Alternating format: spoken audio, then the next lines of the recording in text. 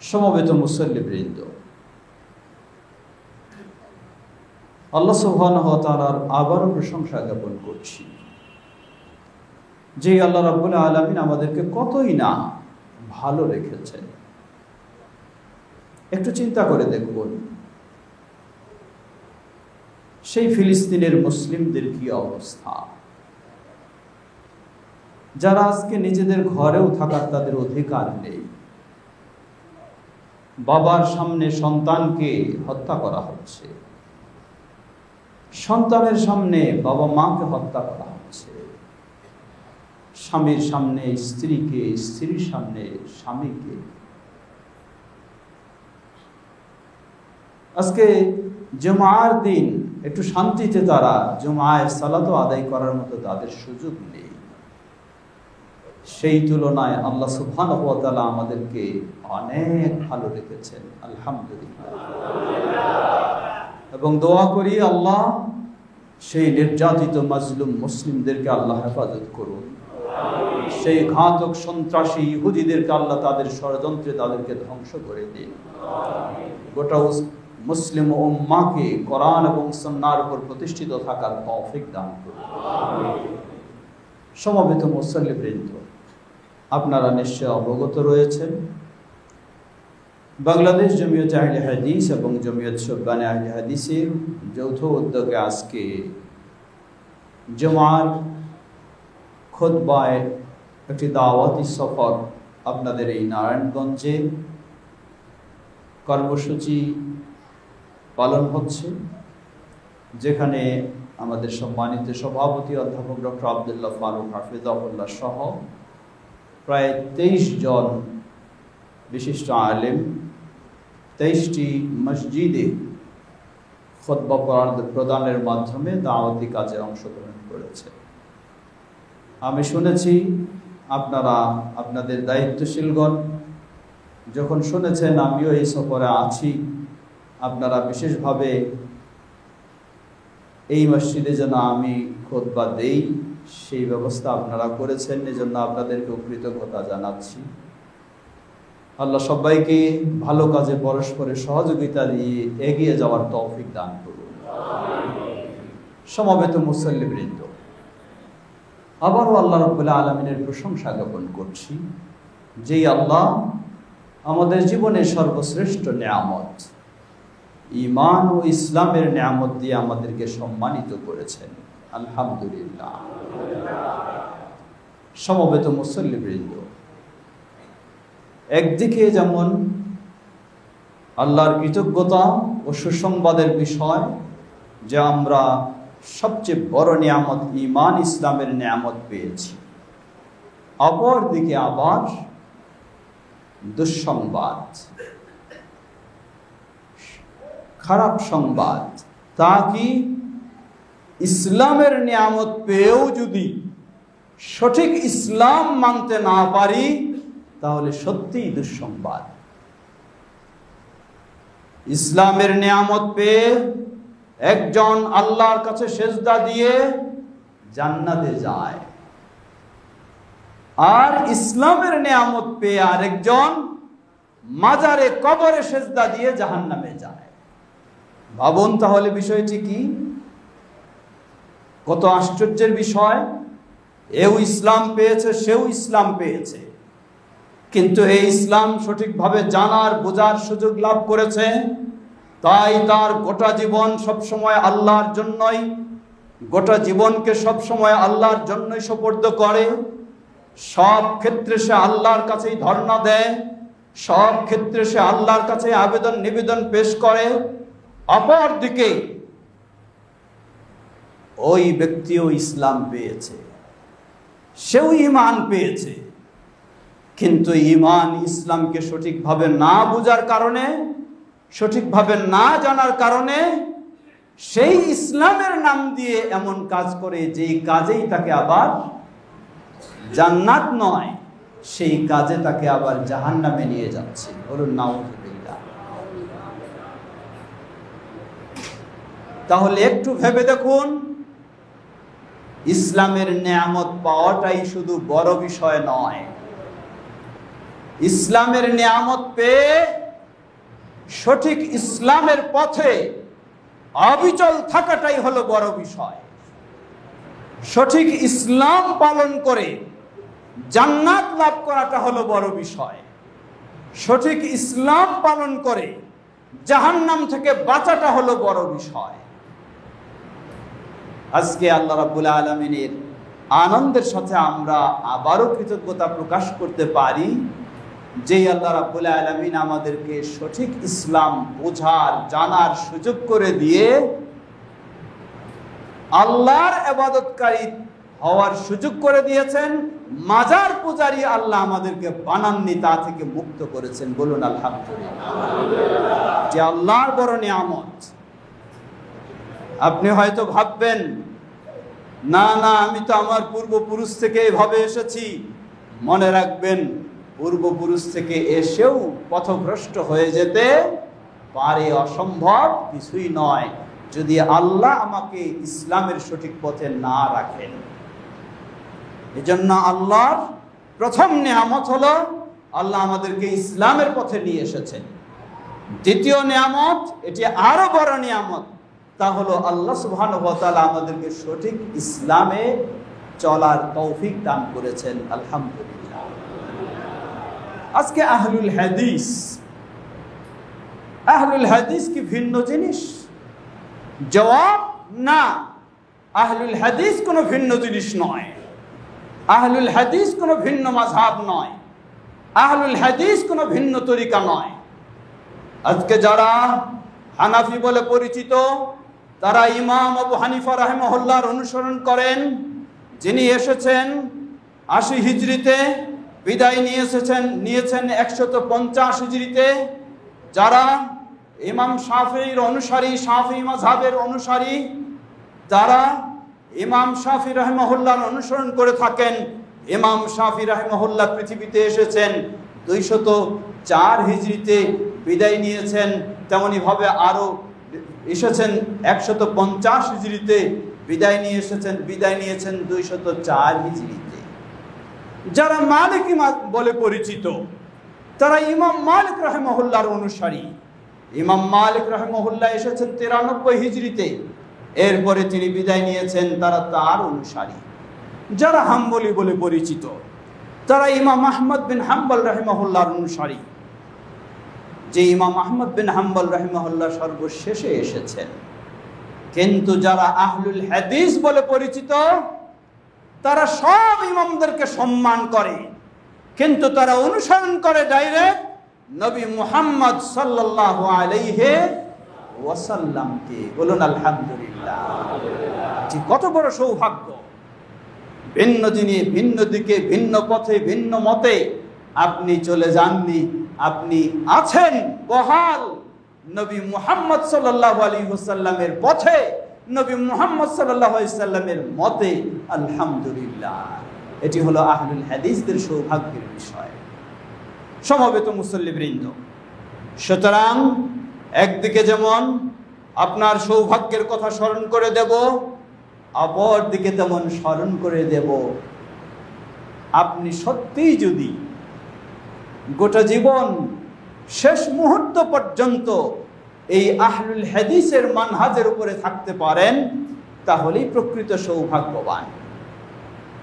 আপনি শুধু একাই নন, আপনার পরিবারের সকল সদস্যদেরকে যদি এই মানহাজের উপরে রাখতে পারেন, তাহলেই আপনি সৌভাগ্যবান। তাহলে কি করণীয়?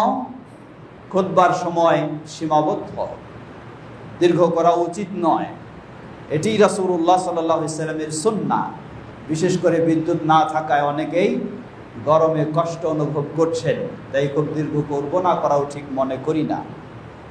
প্রিয় ভাইরা, সংক্ষিপ্ত সময়ে একটু স্মরণ করে দিতে চাই। তাহলে আমাদের করণীয় কি? প্রথম করণীয়, আল্লাহ রাব্বুল আলামিন বলেন, লা ইন শাকারতুম লা আযীদান্নাকুম, যদি তোমরা আমার কৃতজ্ঞতা প্রকাশ করো, আমি তোমাদের নিয়ামতকে আরো বৃদ্ধি করে দেব। বলুন সুবহানাল্লাহ। তাই আল্লাহর বেশি বেশি কৃতজ্ঞতা প্রকাশ করা, যে আল্লাহ আমাদেরকে এই পথে কবুল না করলে আমাদের পক্ষে এই পথে আসা সম্ভব ছিল না। আল্লাহর কৃতজ্ঞতা প্রকাশ কিভাবে করব?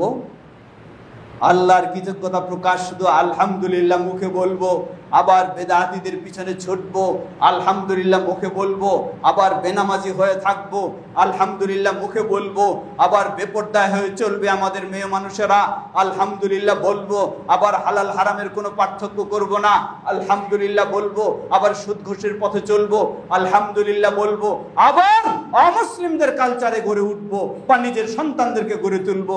এটাই কি আল্লাহর প্রশংসা? এটাই আল্লাহর কৃতজ্ঞতা? না, কোশ্চিন কালেও এটা আল্লাহর কৃতজ্ঞতা হতে পারে না।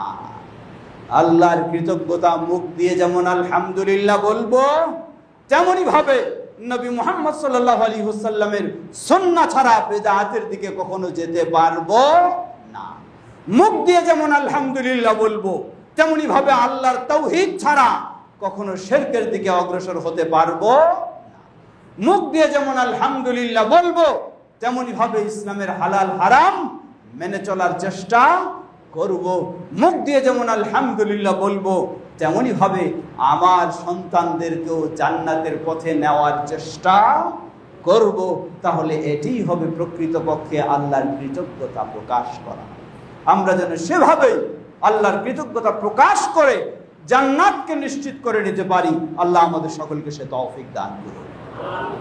সমবেত মুসল্লিবৃন্দ, সুতরাং আপনি আহলুল হাদিস হওয়ার সৌভাগ্য লাভ করেছেন। আহলুল হাদিস মানে ভিন্ন কোনো ফেরকা নয়, ভিন্ন কোনো মতবাদ নয়, যারা তাদের ঈমানে, তাদের আকীদায়, তাদের আমলে, তাদের আদর্শে সব সময় আল্লাহ কি বলেছেন এবং আল্লাহর প্রিয় রাসূল নবী মুহাম্মদ সাল্লাল্লাহু আলাইহি ওয়াসাল্লাম কি বলেছেন সেভাবেই চলার চেষ্টা করে, এরাই হলো আহলুল হাদিস। সুতরাং পৃথিবীতে এমন কোন মুসলিম নেই যে বলবে আমি এই পথে চলবো না, বলতে পারবে না। মুসলিম মানেই তাকে বলতে হবে আমি আল্লাহ যা বলেছেন এবং আল্লাহর রাসূল মুহাম্মদ সাল্লাল্লাহু আলাইহি ওয়াসাল্লাম যা বলেছেন তা মেনে চলবো। এটি প্রতিটি মুসলিমকে বলতেই হবে। না বললে, না বলতে পারলে সে মুসলিম হতে পারবে না। হয়তো বলবেন যারা আজকে বিভিন্ন মাযহাবে রয়েছে, বিভিন্ন তরিকায় রয়েছে, বিভিন্ন মতবাদে রয়েছে, তারা কি এই কথা বলে না? জবাব, হয়তোবা তারা কখনো কখনো তাদের মুখ দিয়ে বলে, কিন্তু তাদের ঈমান আকীদা আমলে কখনো বলে না। বলবেন কেমনে? আহলুল হাদিস ব্যক্তি যেমনই সে বলে আল্লাহ যা বলেছেন, আল্লাহর রাসূল সাল্লাল্লাহু আলাইহি ওয়াসাল্লাম যা বলেছেন তাই আমি করব। ওই ব্যক্তি, আহলুল হাদিস ব্যক্তি যখন সালাতে দাঁড়ায় তখন সে চিন্তা করে আমার আল্লাহ কি বলেছেন সেভাবে সালাত আদায় করব, আমার প্রিয় রাসূল মুহাম্মদ সাল্লাল্লাহু আলাইহি ওয়াসাল্লাম কি বলেছেন সেভাবেই সালাত আদায় করব। কিন্তু ভিন্ন ব্যক্তিরা যারা কোনো ভিন্ন অন্ধভাবে কোনো মাযহাবে রয়েছে, অথবা অন্ধভাবে কোনো ইমামের অনুসারী, অথবা অন্ধভাবে কোনো পীর মুর্শিদের অনুসারী, অথবা অন্ধভাবে কোনো তরিকার অনুসারী, অথবা অন্ধভাবে বাপদাদার অনুসারী, অথবা অন্ধভাবে সমাজের অনুসারী, অথবা অন্ধভাবে কোনো মতবাদের অনুসারী, তারা যখন সালাতে দাঁড়ায় তারা কখনো এই কথা বলে না। তারা বলে আমার মাযহাবে কি আছে সেভাবেই সালাত আদায় করব। তারা বলে আমার পীর মুর্শিদ কি বলেছে সেভাবেই সালাত আদায় করব। তারা বলে আমার গাউস কুতুব কি বলেছে সেভাবেই সালাত আদায় করব। তারা বলে আমার বাপদাদা কিভাবে আদায় করেছে সেভাবেই আমি আদায় করব।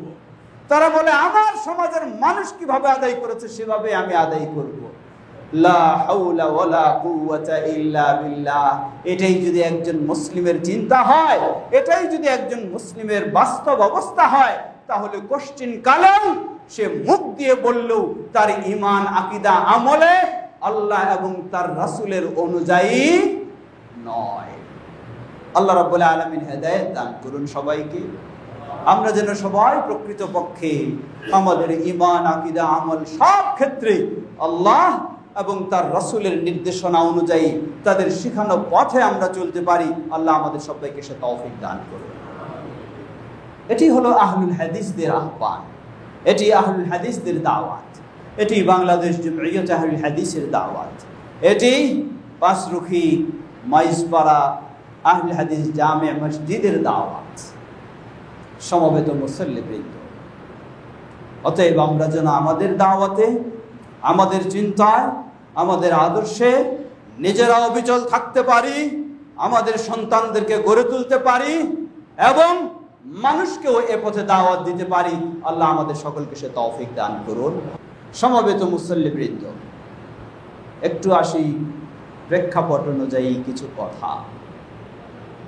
আপনারা এমন একটি জায়গায় রয়েছেন, আপনাদের অবস্থান, পার্শ্বে একটি বড় ধরনের প্রকল্প হয়েছে, যেই প্রকল্প আপনাদের জন্য অনেক সুসংবাদের বিষয়।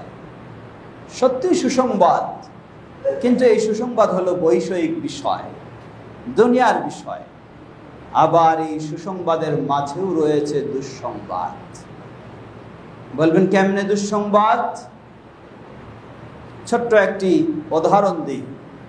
আল্লাহ রাসূল সাল্লাল্লাহু আলাইহি ওয়াসাল্লাম বলেন, কোন মুসলিম যদি অমুসলিম দেশে অবস্থান করে তাহলে আমার সাথে তার সম্পর্ক থাকবে না। শক্ত অবস্থা। আল্লাহ রাসূল সাল্লাল্লাহু আলাইহি ওয়াসাল্লাম বলেন, কোন মুসলিম যদি অমুসলিম দেশে অবস্থান করে তাহলে রাসূলুল্লাহ সাল্লাল্লাহু আলাইহি ওয়াসাল্লামের সাথে তার সম্পর্ক থাকবে না। এর অর্থ কি? এর অর্থ হলো কঠিনভাবে নিষেধ করলেন মুসলিমকে অমুসলিম দেশে অবস্থান করা। কেন? কারণটা কি? কারণটা হলো মুসলিম ব্যক্তির সবচেয়ে বড় সম্পদ হলো তার ঈমান, সবচেয়ে বড় নিয়ামত হলো তার ঈমান। এই মুসলিম ব্যক্তি, মনে কিছু নেবেন না, জুমার খুতবা চলাকালীন অবস্থায় কোন রকমের কালেকশন করা জায়েজ হবে না। যারা বাক্স চালাবেন তাদের জুমার মর্যাদা বাতিল হয়ে যাবে। কঠিন বিষয়, জানি না আপনাদের এই জিনিসটা কে অনুমতি দিয়েছে। সেই কালেকশন অর্থ আদায় হবে সালাম ফেরানোর পরে হতে পারে, ঈদের খুতবায় হতে পারে, সেখানে জায়েজ রয়েছে। কিন্তু জুমার খুতবা চলাকালীন অবস্থায় একজন ব্যক্তি আপনার পার্শ্বে কথা বলতেছে, আল্লাহ রাসূল সাল্লাল্লাহু আলাইহি ওয়াসাল্লাম বলেন, আপনি যদি তাকে বলেন খালি চুপ করো, তাহলেই আপনার জুমা বাতিল। যে কথা বলছে তার উপরটা তাহলে কত বড়। আবার আল্লাহ রাসূল সাল্লাল্লাহু আলাইহি ওয়াসাল্লাম আরেক হাদিসে বললেন, জুমার খুতবা চলাকালীন অবস্থায় কেউ যদি সামান্য কিছু নড়াচড়া করে তাহলে তার জুমা বাতিল হয়ে যাবে। তাহলে এই বাক্স নড়াচড়া করা, এখানে টাকা দেওয়া কখনোই ইসলামে এটি বৈধ নয়। বরং সবারই জুমা বাতিল হয়ে যাবে, যারা এটা নড়াবে তাদেরই জুমা বাতিল হয়ে যাবে। কঠিনভাবে নিষেধ করেছেন আল্লাহ রাসূল। একেবারে পাথরের মতো এসে আপনাকে বসে থাকতে হবে, তবে এমনিও বসতে পারবেন না। আগে এসে 2 রাকাত দুখুল মসজিদ আদায় করবেন, যেখানে জায়গা পাবেন সেখানে। মানুষকে ফেরে ফেরে সামনে যাবেন তাও যায় নিষিদ্ধ। যেখানে জায়গা পাবেন সেখানে 2 রাকাত দুখুল মসজিদ সংক্ষিপ্তভাবে পড়ে আপনি বসবেন। বসে মনোযোগ সহকারে আপনি খুতবা শুনবেন। নিজে নিজে মনে মনে দোয়া দুরূদ নিয়ে ব্যস্ত থাকবেন, এটাও অনুমতি নেই, এটাও অনুমতি নেই। এমনকি কেউ আপনাকে সালাম দিলে তার সালামের জবাব দেবেন কিনা এটাও বিষয় রয়েছে। মুসাফা তো করা চলবেই না, খুতবা অবস্থায় কোনো করার সুযোগ নেই। সেখানে দান বাক্স চালানোর তো আরও কোনো সুযোগ নেই। যাই হোক, হতে পারে না জানা থাকি, আজকে জেনে নেবেন এবং আর যেন এটা আপনাদের না হয়।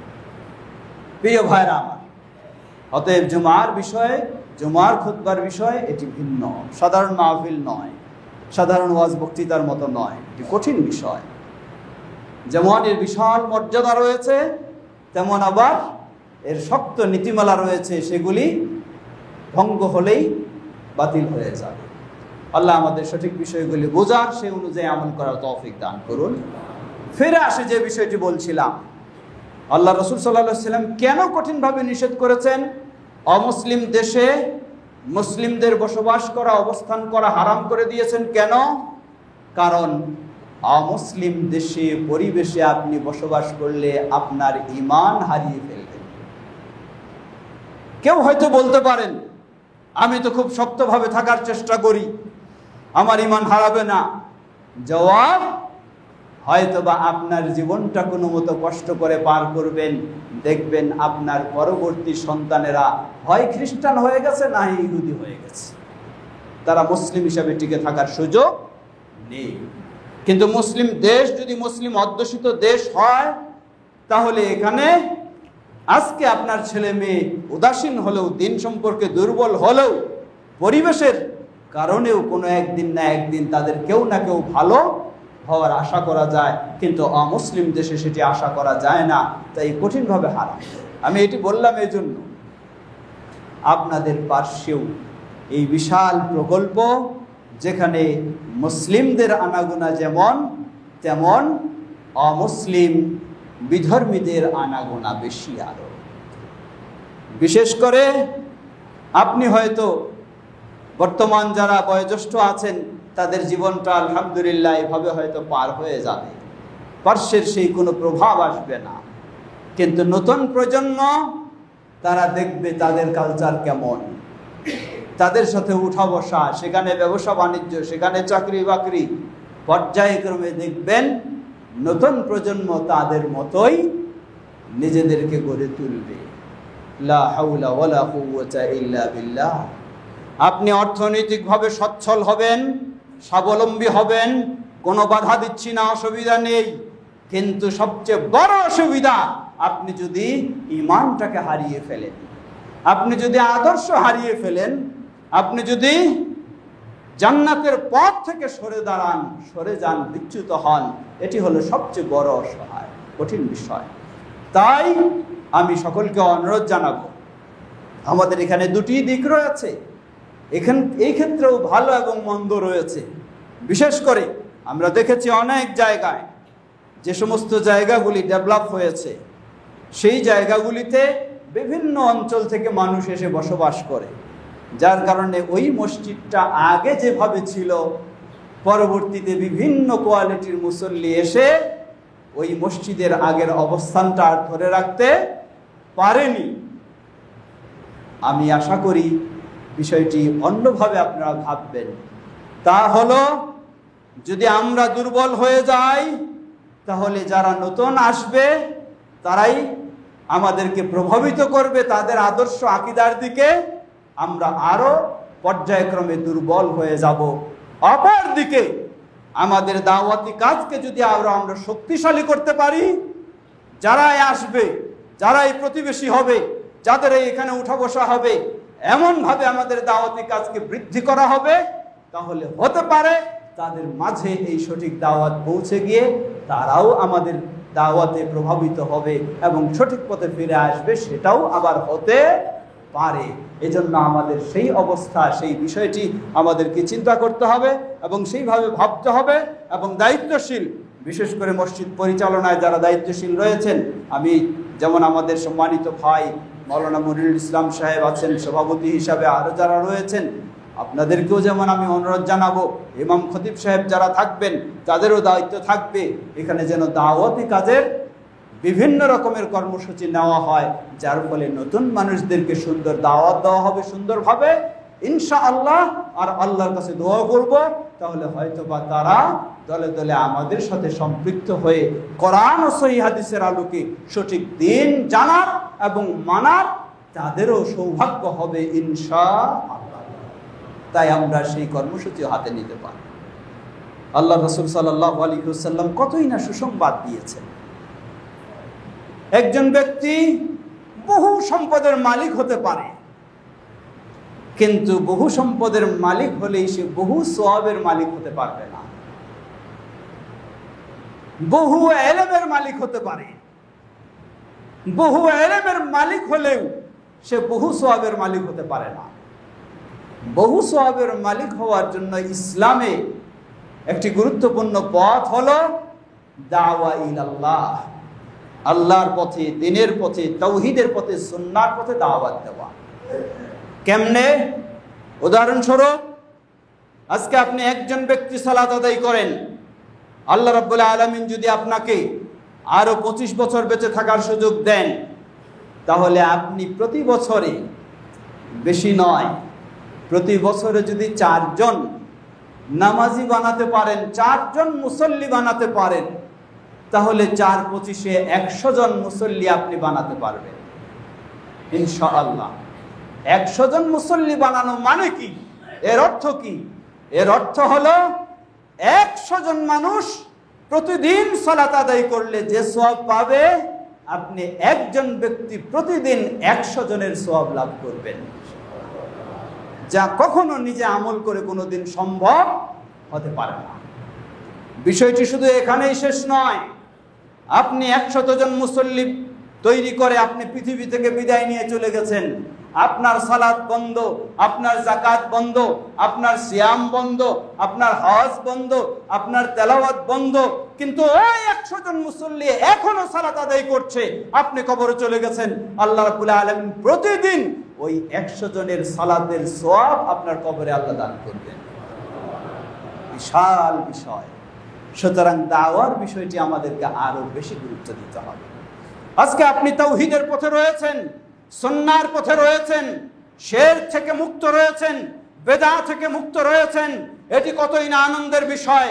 নিজে আপনি আনন্দ অনুভব করেন। হতে পারে আমার সম্পদ নেই, হতে পারে আমার বহু বিল্ডিং নেই, হতে পারে আমার ক্ষমতা নেই, কিন্তু আমার ভিতরে রয়েছে তাওহীদ, আমার ভিতরে রয়েছে সুন্নাহ, আমার ভিতরটা রয়েছে শিরক থেকে মুক্ত, আমার ভিতরটা রয়েছে বেদাত থেকে মুক্ত। এর চেয়ে বড় আনন্দের বিষয় আর কিছু হতে পারে না। মনে রাখবেন, আপনার এই আনন্দের বিষয়টা শুধু আপনার জন্য সীমাবদ্ধ নয়, আপনার এই আনন্দের বিষয়টা আবার অন্যের কাছে ছড়িয়ে দিতে হবে। এটাই হলো ইসলামের দাওয়াতের বিষয়।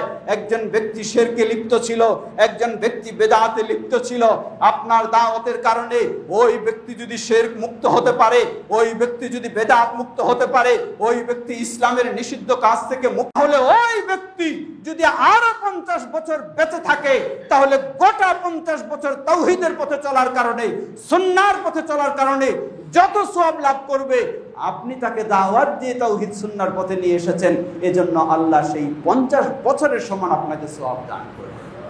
সুবহানাল্লাহ। শুধু এতটুকুই নয়, আপনি তাকে দাওয়াত দিয়ে তাওহীদের পথে নিয়ে এসে, সুন্নাহর পথে নিয়ে এসে আল্লাহর ডাকে সাড়া দিয়ে কবরে চলে গেছেন, ওই ব্যক্তি এখনো বেঁচে রয়েছেন। শুধু বেঁচে থাকেননি, বরং আপনার মতোই বা আপনার চেয়ে আরো বেশি, কারণ সে যখন শিরকের পথ থেকে তাওহীদের পথে এসেছে, সুন্নাহ বেদার পথ থেকে সুন্নাহর পথে এসেছে, তার চেতনাটা আরো ভিন্ন রকমের তৈরি হয়েছে। সে আর থেমে নেই, আর বসে নেই। যখন এই সময় পায়, যখন এই সুযোগ পায়, আরেকজনকে দাওয়াত দেওয়ার চেষ্টা করে, আরেকজনকে বৃদ্ধি করার চেষ্টা করে, আরেকজনকে এই পথে নিয়ে আসার চেষ্টা করে। দেখা গেছে আপনি তাকে তাওহীদের পথে নিয়ে এসে আপনি বিদায় নিয়ে চলে গেছেন, কিন্তু ওই ব্যক্তির মিশন এখনো বন্ধ হয়নি, চলতেই আছে।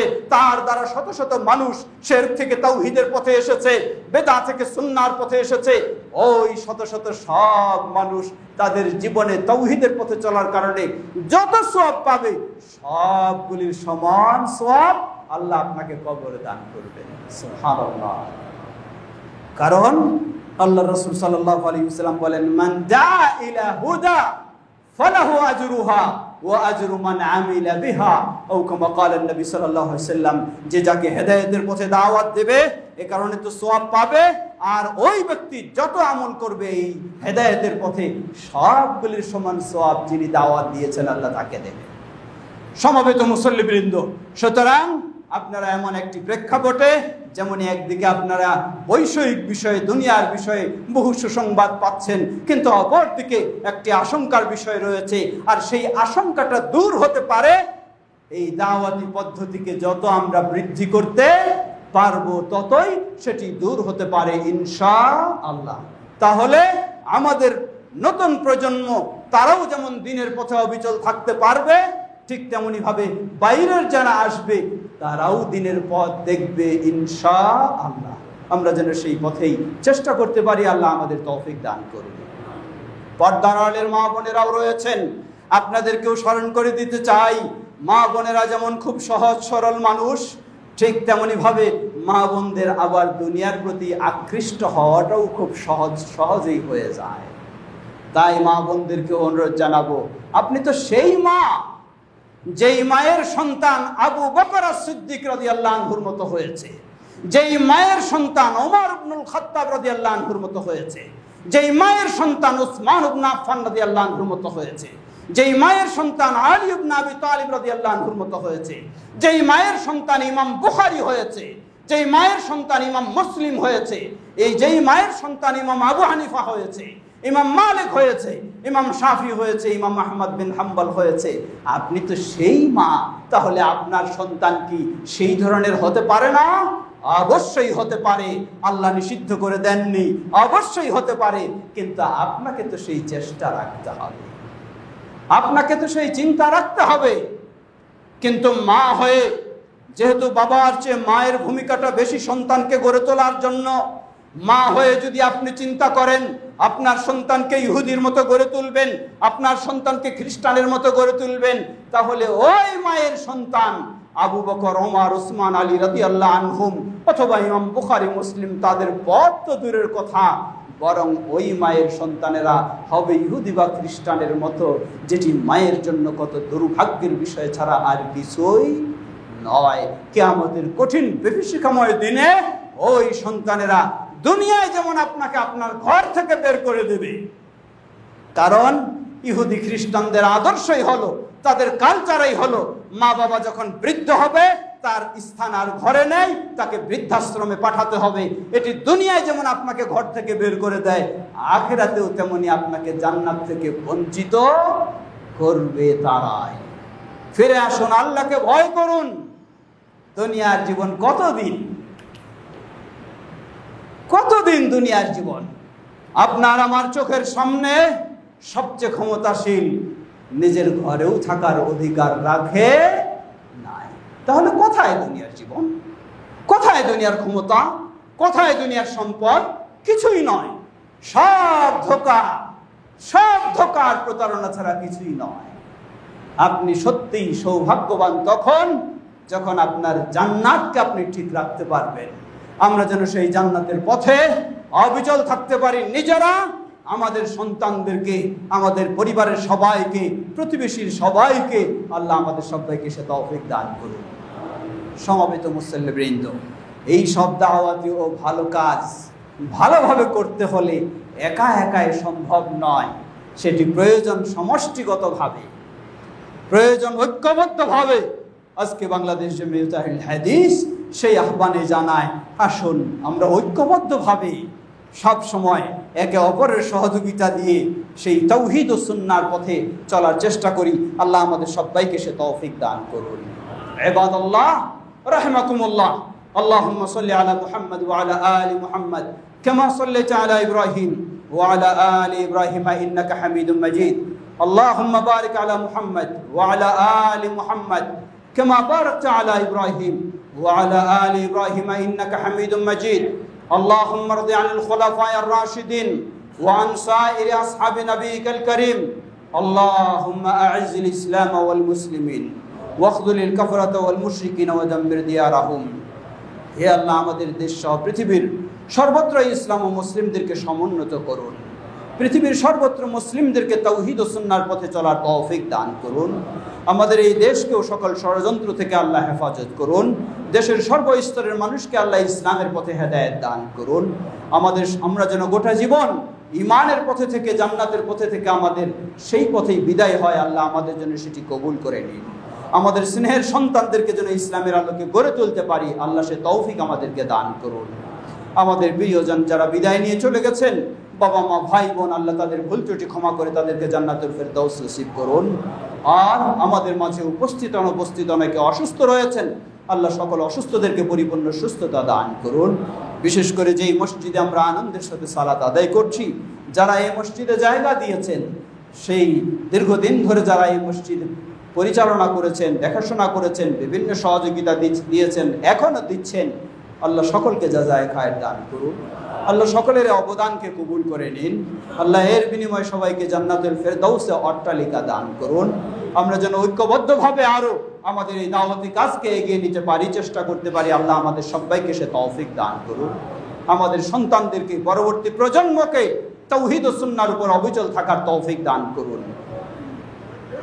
আমরা সবাই যেন তাওহীদ ও সুন্নাহর পথে ঐক্যবদ্ধ থেকে আল্লাহর সাথে সাক্ষাৎ করতে পারি। আল্লাহ আমাদের জন্য সেটি কবুল করে নিন। সুবহানাকাল্লাহুম্মা ওয়া বিহামদিকা আশহাদু আল্লা ইলাহা ইল্লা আনতা আস্তাগফিরুকা ওয়া আতুবু ইলাইক। কাতার সোজা করে।